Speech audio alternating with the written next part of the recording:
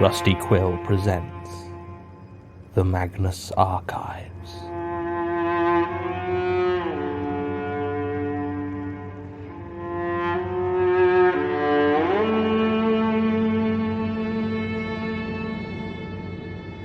Episode 21, Freefall.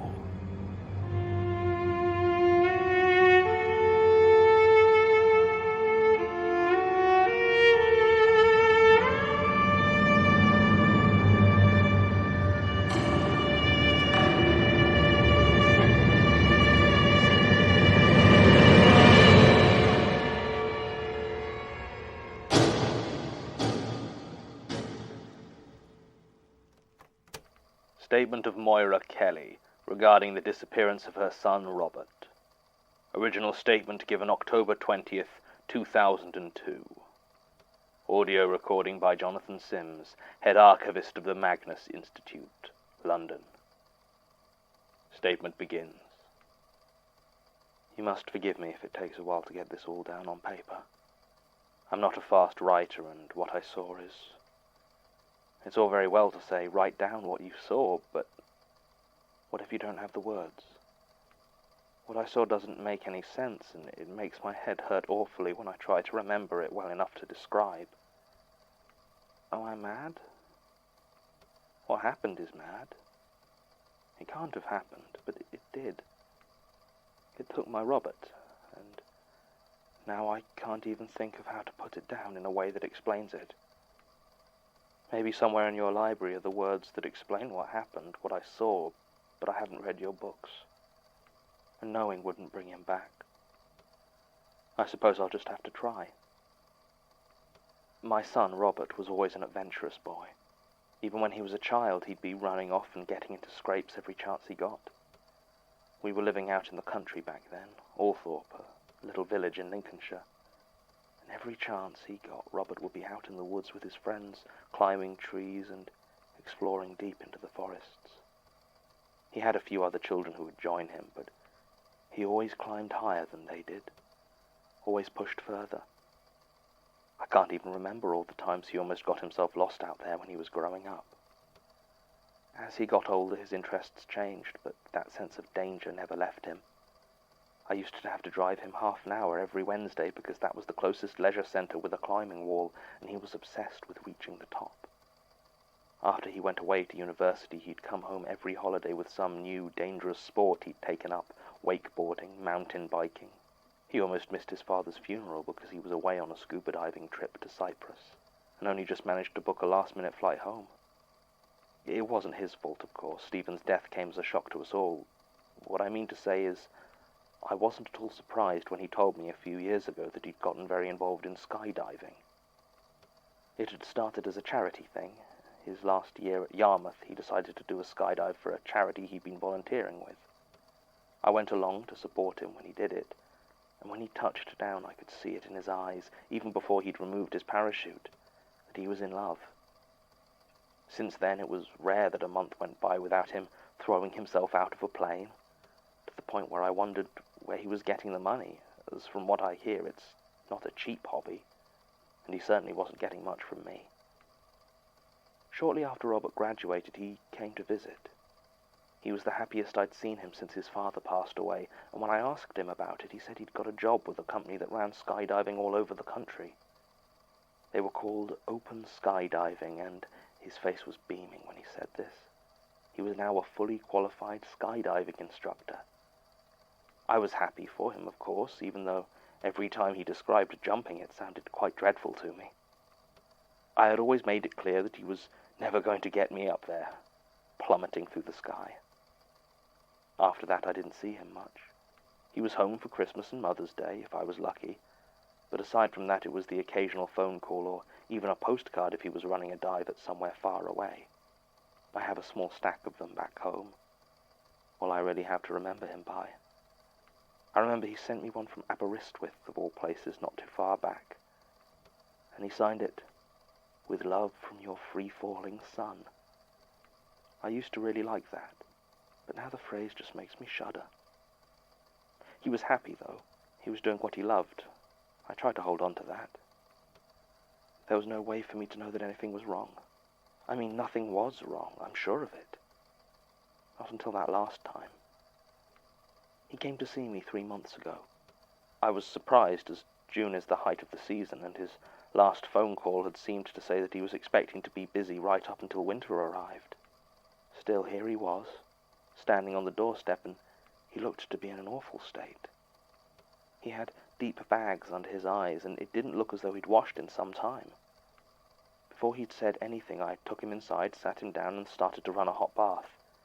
Whatever had happened, I told him, could wait until he'd gotten himself together.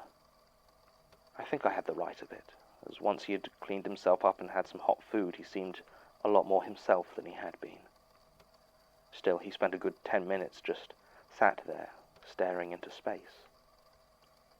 I asked him what the matter was, whether he'd had an accident or lost his job or something.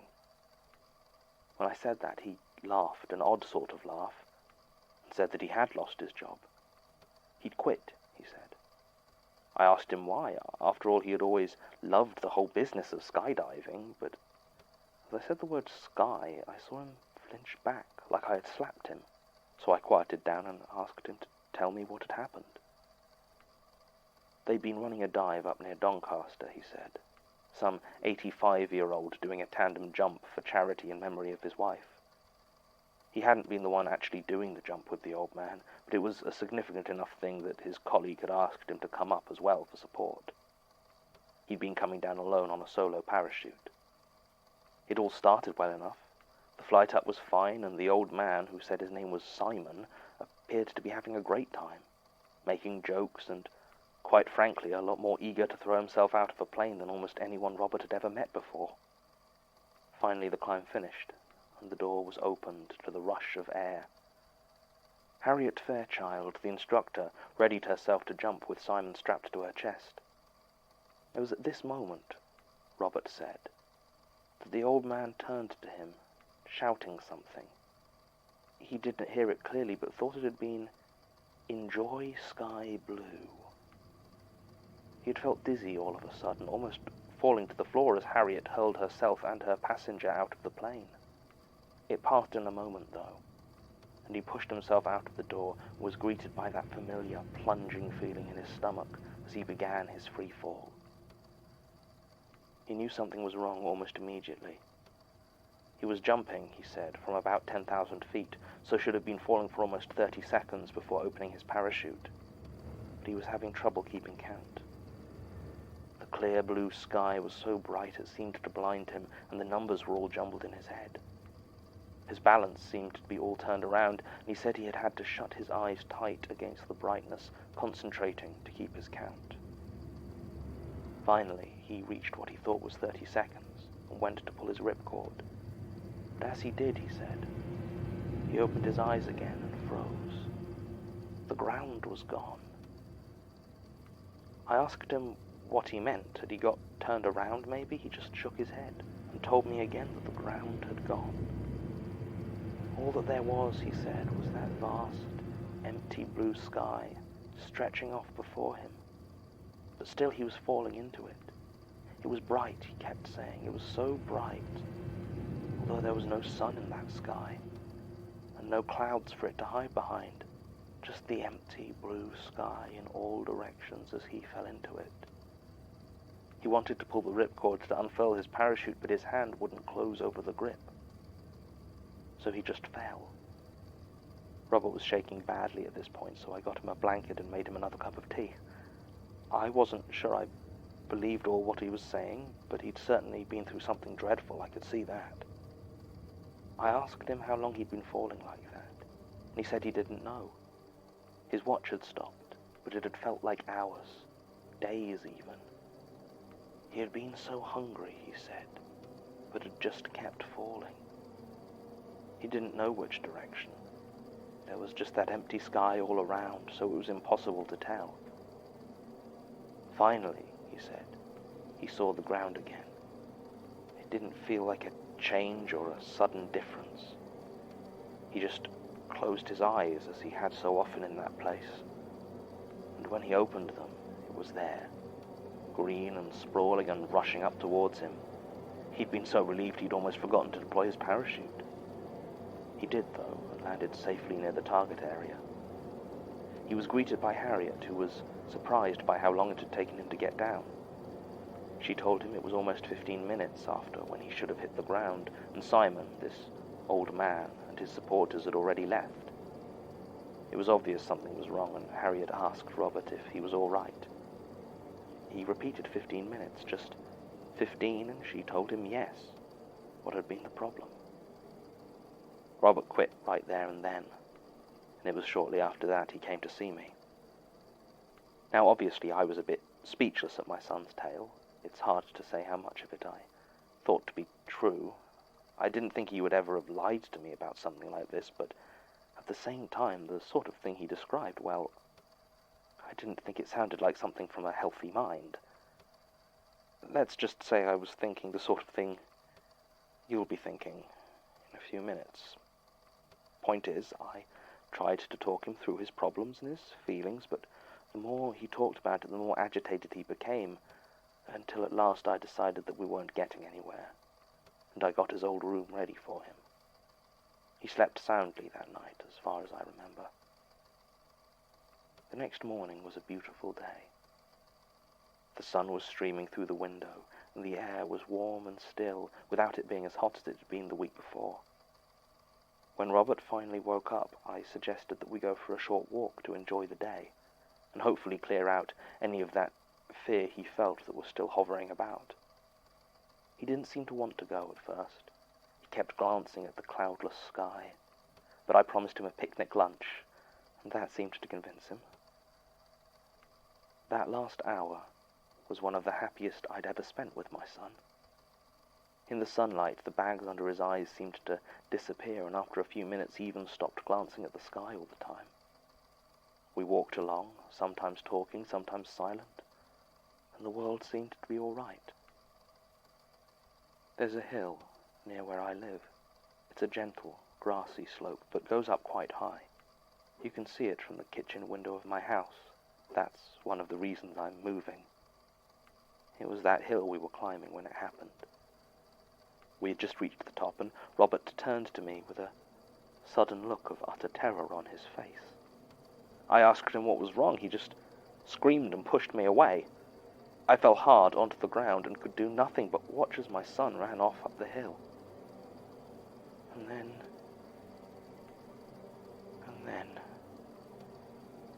This is the part I can't put into words. I'm going to try, but whatever you think of when you read this is not going to be what happened. It will just be the closest I can describe before thinking about it too much gives me a migraine. Closest I can say is this. The sky ate him. He didn't fall, or fly, or take off. There wasn't anything in the sky that took him. It wasn't a hand that reached out and grabbed him. It was the sky itself, the whole sky, as far as the horizon I could see, that twisted around and moved like the shifting of sand. It ate Robert. It's the only way I can describe it. Please don't make me do so again. Statement ends. Before I address the central point of this statement, namely the question of whether the sky can eat people, there are a few other facts that need to be addressed. Firstly, the company that Miss Kelly states Robert worked for, Open Skydiving, does not exist, and as far as Sasha's research can determine, never has. It appears in no company register and has no entries within any of the bodies that deal with the immense number of licenses a skydiving business would require. There were one or two news articles from late 2000 that reference events by Open Skydiving, or sometimes the Open Skydiving School. But whatever they were not an officially licensed business, so either they were lying to Robert Kelly, or he was lying to his mother. Not a lot of detail was given about the skydive where Robert Kelly claims to have been transported to an endless sky blue nothing. But Tim really outdid himself here, and after spending almost a day combing through accident and incident reports for the Doncaster area in June 2002, found one that seems relevant. On the 3rd of June, 2002, Joseph Puce reported hearing an impact in the field adjoining his house. Upon investigation, he found a parachute had hit the ground at high speed, partially burying itself in the earth. There was no sign of any body, or anyone who might have been wearing it, nor did it have any logo or label, and in Tim's follow-up interview, Mr. Puce vehemently denied there being any planes or skydiving taking place anywhere near his property. The parachute was unopened. According to police reports, Ms. Kelly attempted to report Robert missing on 7th of June, but it proved difficult due to an absence of any information on friends or residences.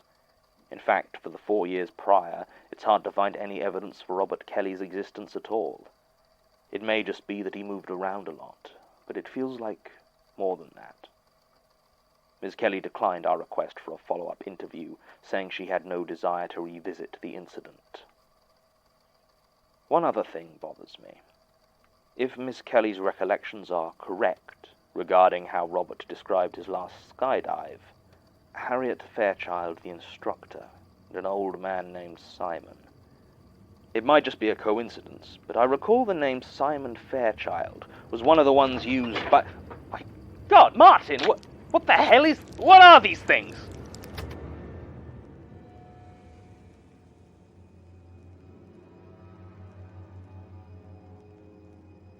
The Magnus Archives is a podcast distributed by rustyquill.com and licensed under a Creative Commons Attribution Non-Commercial Share-alike International License. Today's episode was written and performed by Jonathan Sims. It was produced by Alexander J. Newell, Mike LeBeau, and Murray Porter, and directed by Alexander J. Newell. To comment on episodes, make donations, and view links, images, videos, and show notes, visit rustyquill.com. Rate and review us on iTunes, visit us on Facebook, tweet us on Twitter @The Rusty Quill, or email us at mail@rustyquill.com. Thanks for listening.